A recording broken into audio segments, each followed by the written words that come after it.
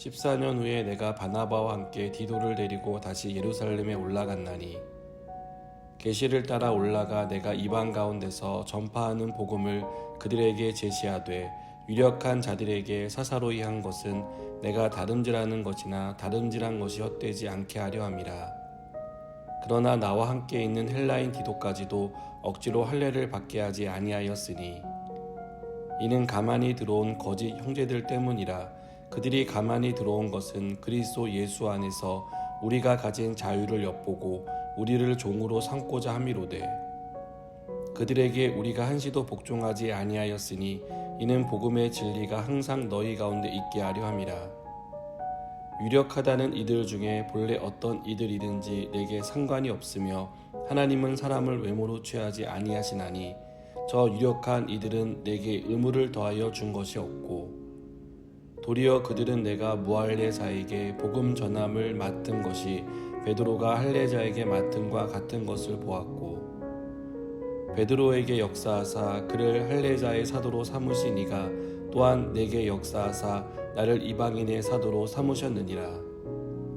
또 기둥같이 여기는 야고보와 게바와 요한도 내게 주신 은혜를 알므로 나와 바나바에게 친교의 악수를 하였으니 우리는 이방인에게로 그들은 할례자에게로 가게 하려 함이라. 다만 우리에게 가난한 자들을 기억하도록 부탁하였으니 이것은 나도 본래부터 힘써 행하여 왔노라. 아멘. 오늘 말씀은 바울의 사도성을 부인하고 바울이 전한 복음에 문제가 있다고 주장하는 거짓 선생들에 대한 바울의 변론입니다. 바울은 이것을 변론하기 위해 예루살렘에 방문했을 때 있었던 일을 설명합니다. 사도행전에 따르면 바울은 모두 5차례 예루살렘을 방문했습니다. 1절에 14년 후에라고 말하는 것은 바울이 예루살렘을 처음 방문한 이후 14년의 시간이 지났을 때를 가리킵니다. 바울은 자신이 예루살렘에 올라간 것은 자기 의지나 생각이 아니라 하나님의 뜻에 따른 것이었다고 말합니다. 이때 바울은 예루살렘 교회 지도자인 예수님의 동생 야고보를 비롯해 게바라 기록된 베드로, 요한을 만나 친교를 나눴습니다. 바울은 이들과의 만남에서 이방인에게 복음 전한 것에 대해 나눴습니다. 야고보와 베드로, 요한 등 예루살렘 교회를 대표하는 지도자들은 바울의 이야기를 듣고 전적인 동의와 동감을 표현했습니다. 그것을 9절은 친교의 악수를 했다라는 말로 표현합니다. 바울이 이런 내용을 밝히는 것은 앞서 말씀드렸듯이 거짓 선생들이 주장하는 내용은 모두 거짓이라는 것을 밝히기 위해서입니다. 만일 바울이 사도가 아니라면 다른 사도들로부터 사역을 하지 못하도록 제지를 당했거나 책망을 받았을 것입니다. 또 바울이 전한 복음의 내용에 문제가 있었다면 사도들에게 어떤 얘기를 들었을 것입니다. 그러나 바울이 이방인에게 복음을 전하는 사도로 사역하는 것이나 바울이 전한 복음의 내용에 대해 사도들은 어떤 말도 하지 않았습니다. 그것은 사도들이 전하는 복음의 내용과 정확히 일치하고 있었기 때문입니다. 바울이나 사도들이나 복음의 내용을 연구하고 배워서 전한 것이 아닙니다. 그들은 모두 자신들이 본 것을 전했습니다.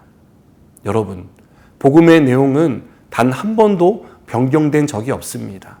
예수 그리스도가 우리의 죄를 위해 십자가에서 죽으시고 부활하셨다는 사실은 역사 속에서 일어난 사건이기 때문입니다. 역사에 일어난 사건을 말하는데 어떻게 다른 의견이 있을 수 있고 다른 내용이 나올 수 있겠습니까? 바울은 이 자리에 유대인 바나바와 이방인 헬라 사람 디도를 데리고 갔습니다.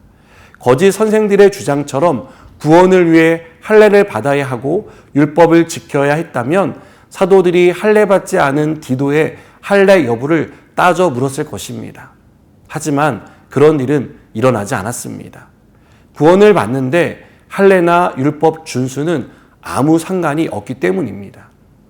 이것은 바울이 전한 복음이 사도들이 전한 복음과 정확히 일치하고 있고 이 복음은 부족함이 없는 완전한 복음이라는 것을 말해줍니다. 구원에는 거짓 선생들이 주장하는 것처럼 자격과 조건이 필요하지 않습니다. 예수 그리스도를 믿는 믿음만 필요합니다. 바울은 거짓 선생들이 전하는 다른 복음을 경계하고 있습니다.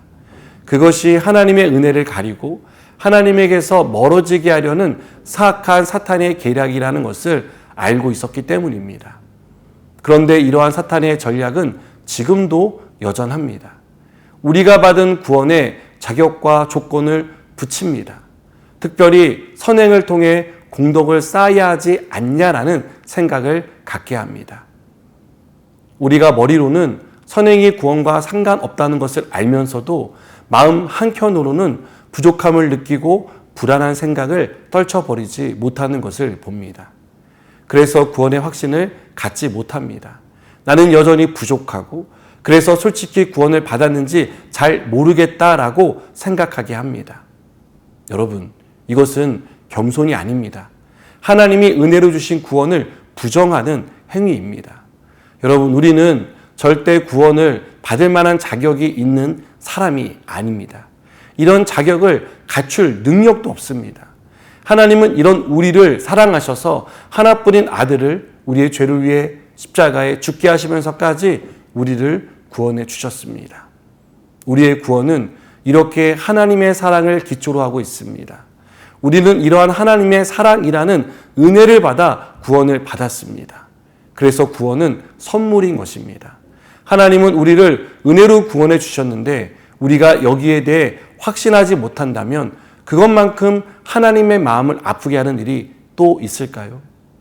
여러분, 우리의 구원은 하나님의 선물로 주어졌고 우리가 구원받았다는 사실은 하나님이 확증해 주십니다. 이 사실을 믿고 구원의 기쁨과 은혜 가운데 살아가시기 바랍니다. 기도하시겠습니다. 죄인인 우리를 구원해 주신 하나님의 사랑을 다시 한번 기억합니다. 우리를 의롭다 하시고 우리를 구원해 주신 하나님의 그 은혜를 기억하며 구원의 확신을 가지고 살아가게 하여 주시옵소서. 예수님의 이름으로 기도드립니다. 아멘.